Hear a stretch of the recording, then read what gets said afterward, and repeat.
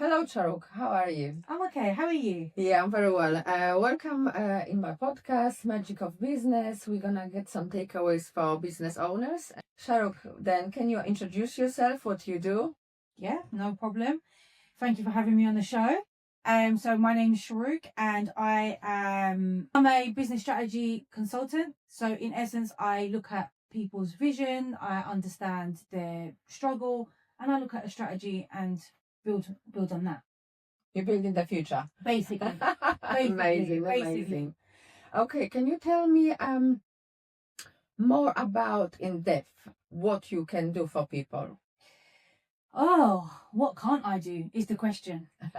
So basically, in a nutshell, we look at people's vision. So when people come to us, most of the time, we look at pain points. Pain points are where they're struggling.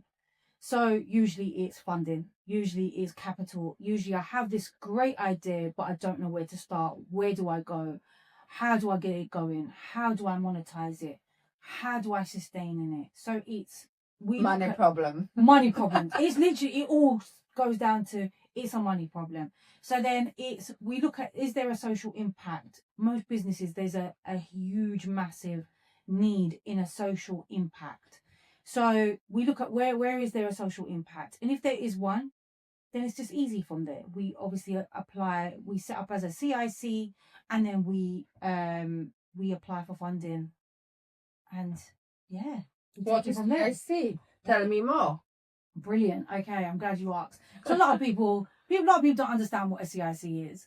So a CIC essentially sits in between a limited company and a charity. Everybody knows what a limited company is. It's driven on profit. It's sole driven on profit. A charity is solely driven on social impact and fundraising and grants. That's how it survives. Whereas a CIC sits in between both. A CIC then is allowed to draw down on funding, but also allowed to buy and sell products. So it can also make profit. But what you're saying is the profit goes back into the business. You are the business. So it's a no-brainer. There is a social impact in every business. It's just finding it. Then how people actually get paid? How can you explain that more, please? Yeah, sure. So basically, when you get funding, people understand that funders understand that you need to obviously survive at the same time. So you can pay yourself, but directors are actually volunteers. So as a director of a CIC, you're not getting paid. But a director can also be a project manager, for example, a social media content creator, the admin person. So you can create your job title and get paid on it. As long as you can justify how you're getting paid and why you're getting paid, then you can get paid. The question is how do you move the money?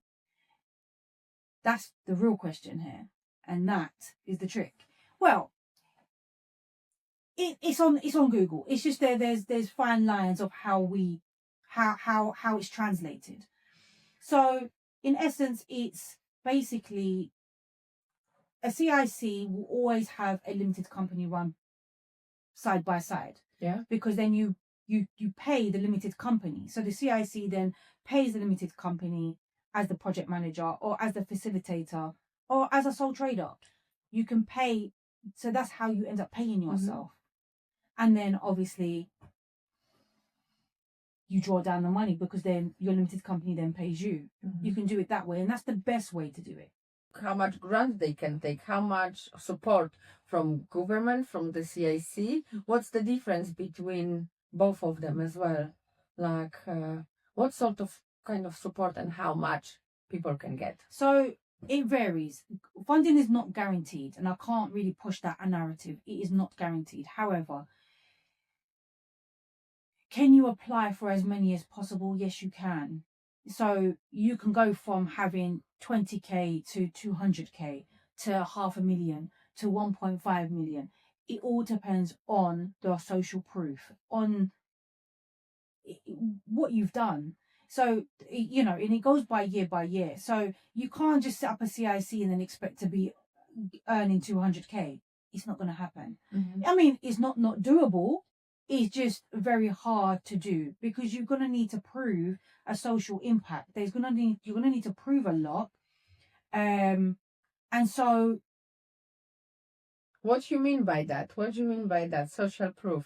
So What social they proof. need So to do? so you're going to need to basically, you're going to need to, for example, in order to say that there is a need in the community for this project, whatever project it is, you're going to need at least, I don't know, 30, 50 names as to say that there is a need for it.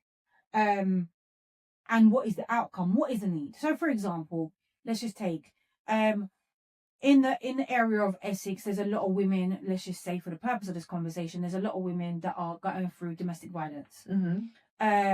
So, what would be a social impact? What would be a program that we would put together for them? What would they need to do to get them out of their situation? How can we support the women that have gone through trauma? So it could be that we put on a program for women's empowerment, women leadership, women beauty, giving them a Qualification in beauty, because then they can go and get a job. They can work from home. They can work from a salon. They can work from anywhere. They can build them empires. They can do exactly. They can build their own empire, exactly, just like yourself. But again, it's about kind of identifying where the social cause is, where the social impact is, and how we can benefit that community. It could be race related. It could be gender related. It could be, mental health, green, the space, climate change. There's so many different ways, and there's different funders. Every funder has its need, and every funder has its cause. So Arts Council is also all about kind of the arts and craft, photography, the media side. Lottery funding, it has different layers to it. Like Sports England, for example, it's all about sports. So you can have a salon, but do you have a sports element within it? Then we can apply for it. Yeah. Are we helping women that are obese, for example, women that are obese to get back into shape? Then we can apply for Sports England, because that's an element of exercise within that. For example, basically, yeah, it's just so. For example, Sports England is, for example, is around. Don't quote me on these figures on top of my head, but it's around 15K. For startups. Then you've got lottery funding, it's around 20K. Arts Council, again, I think it's around 25K. These are for startups.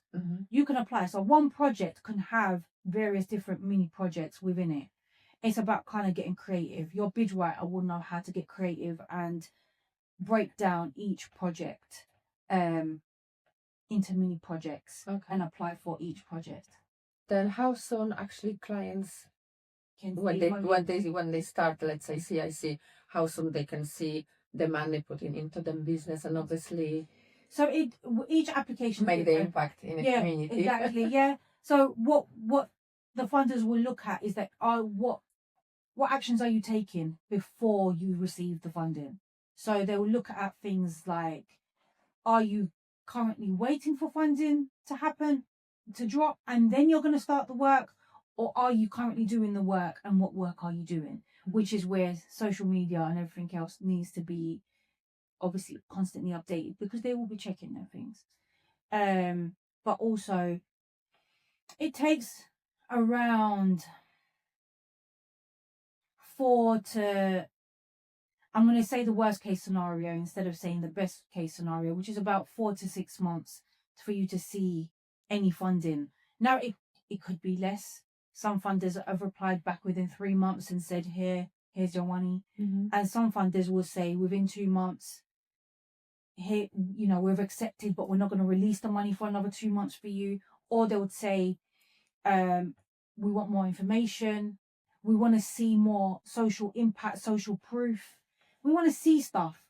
They will give you an inkling of what they want. And it's just, and then they'll watch to see if you're going to do it. Just the build up plan properly. Yeah, because at the end of the day, it's just like building credit with the bank. You're building credit with funders.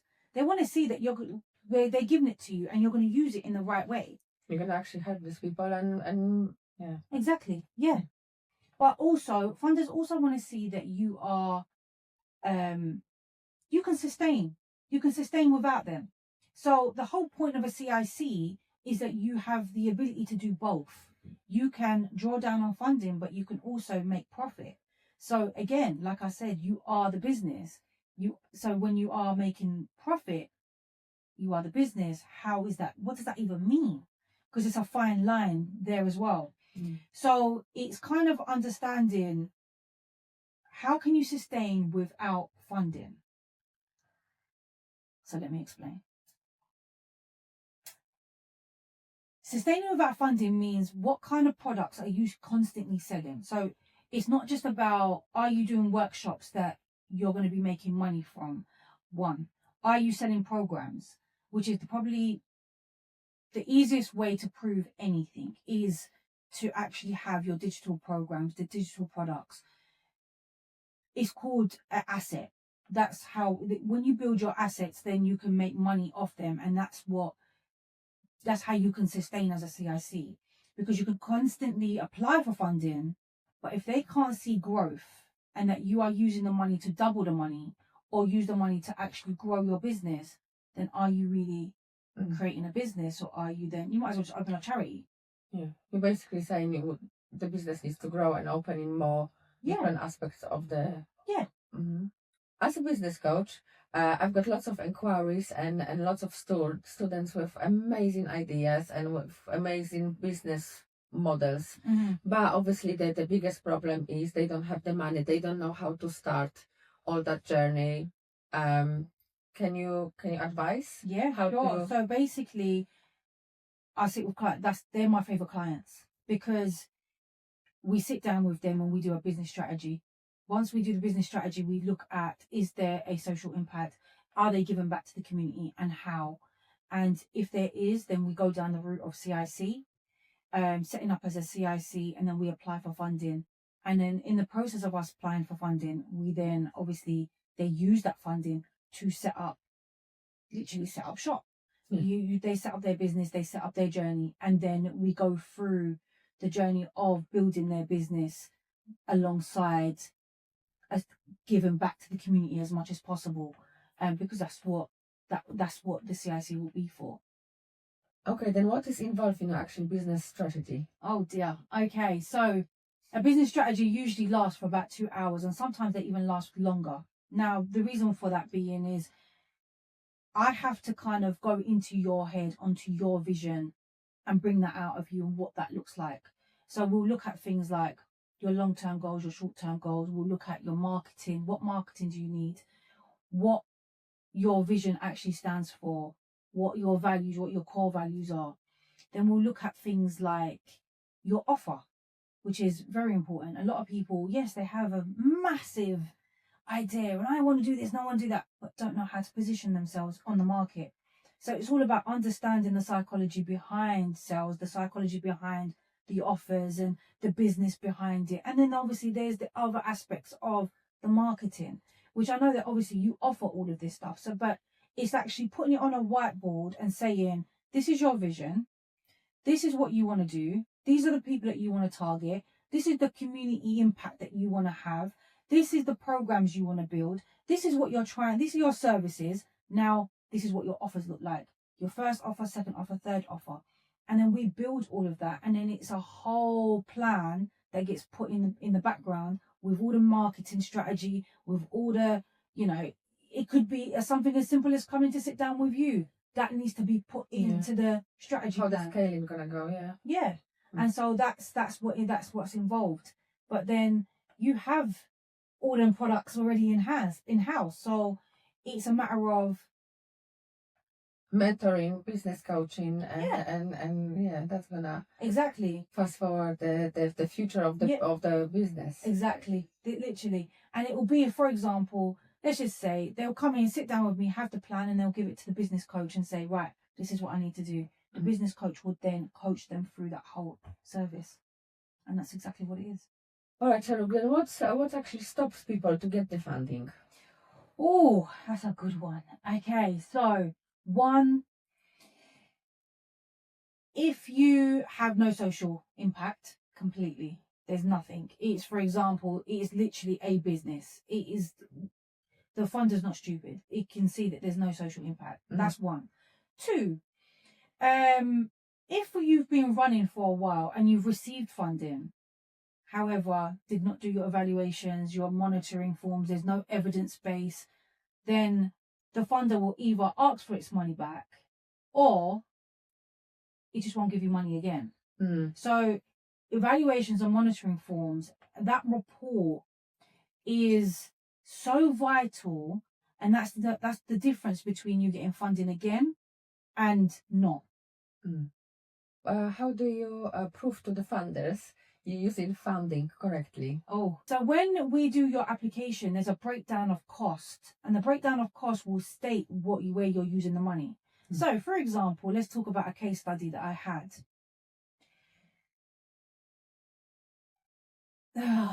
It's actually quite sad that I'm about to say this, and it's the first client I've ever had, that I've ever come across, that this has happened to him, and it's because he didn't want to listen.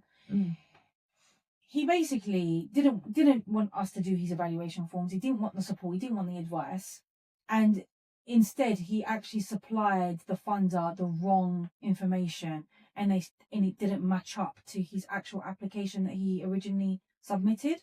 And so when they look at the both, it's like, okay, you said you're going to be working in prisons, delivering 8 workshops for the next 6 months. You're in Dubai. Make it make sense. And so, or it could be that we can't see where you've spent the money. You said you're going to spend 5k on marketing. You've only spent 2k. So where's the other 3k?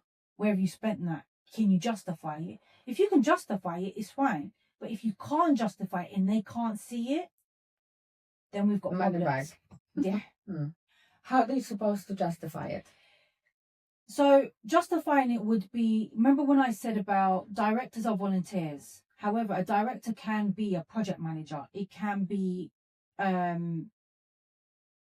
social media content creator, the photographer, the admin person. So as long as you're saying we needed a project manager to manage the project for the next 6 months, then that's fine. If you're saying that, I needed a social media person to do A, B, and C, then that's fine. However, if we're now saying, I'm doing podcasting for with, let's just say 10 young people a month, and I needed to go hairdressers 10 times in a month, that's not justified. That is, the funder's going to be like, you can do your own hair. Like, that is, we can't spend that money.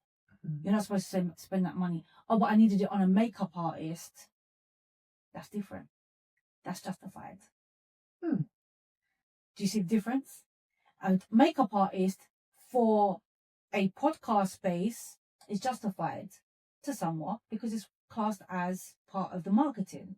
It's part of the whole media production. A hairdresser isn't. So they can't. So that's how you justify it. As long as you can prove that it is part of the cause. Okay, then what do you need to set up CIC, and do you need assistance with it? So you technically need 3 directors. Now, let me correct that actually. You need 1 director to set up, but you need 2 directors for the bank account, and you need 3 directors for funders. Most funders need 3 directors. Now, a lot of people will say, but why?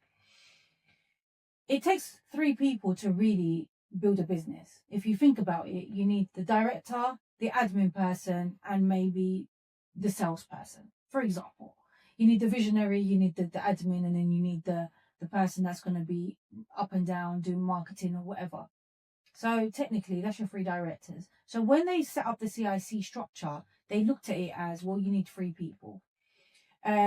Yes, you can open it up with 1 person, but the bank account needs 2 people because you're going to need 2 people on a signature for the bank, and then you're going to need 3 people for the funders purposes. So technically you need 3 people. On company house, technically speaking, it takes about no more than 5 days, worst case scenario.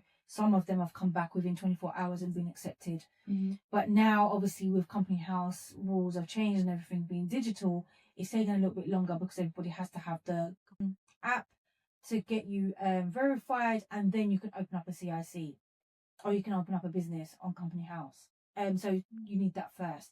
Some people have had to struggle. Some people are struggling with that because they need to go to the post office. Their ID isn't the right ID. So because of that, it may take longer. But if you have all the right stuff, then it should take no more than 3 to 5 days to set up a CIC. Okay, then what sort of bank account you needed? So it's not your normal bank account. It's not your normal business bank account. A CIC bank account is very hard to get. Not every bank wants to give it, right? Because there's no profit made. So, and a lot of money goes through it because of funders, but they can't include it in their fact sheets, if that makes sense. So,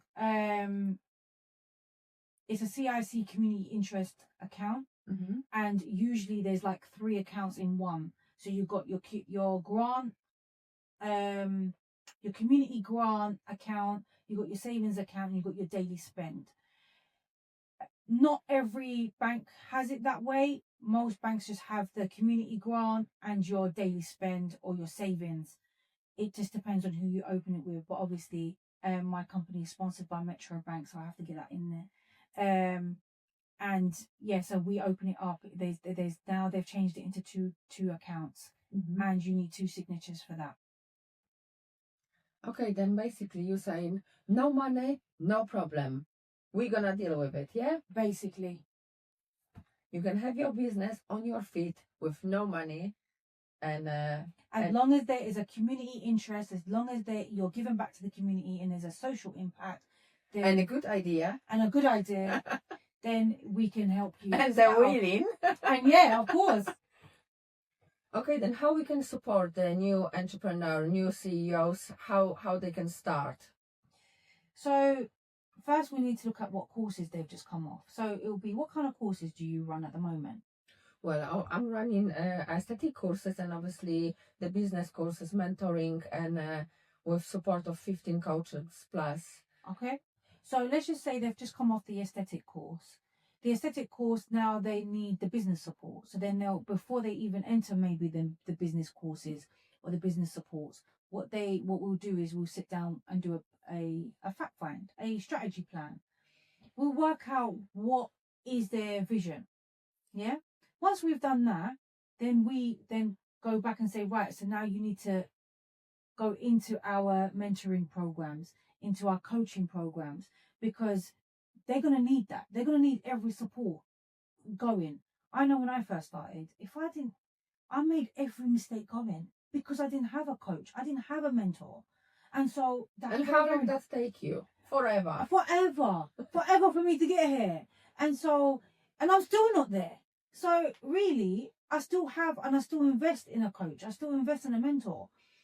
And I pay a lot towards them, and I see the value in having my 1 hour session, my 2 hour sessions every month, because it's my 1 hour of kind of really shutting off the world and really homing in on what I need to really focusing where you go into. Yeah. It's all about focusing, right? It's having somebody to hold me accountable, to say, have you done this? Why haven't you done that? What are the challenges? What are this? What are that?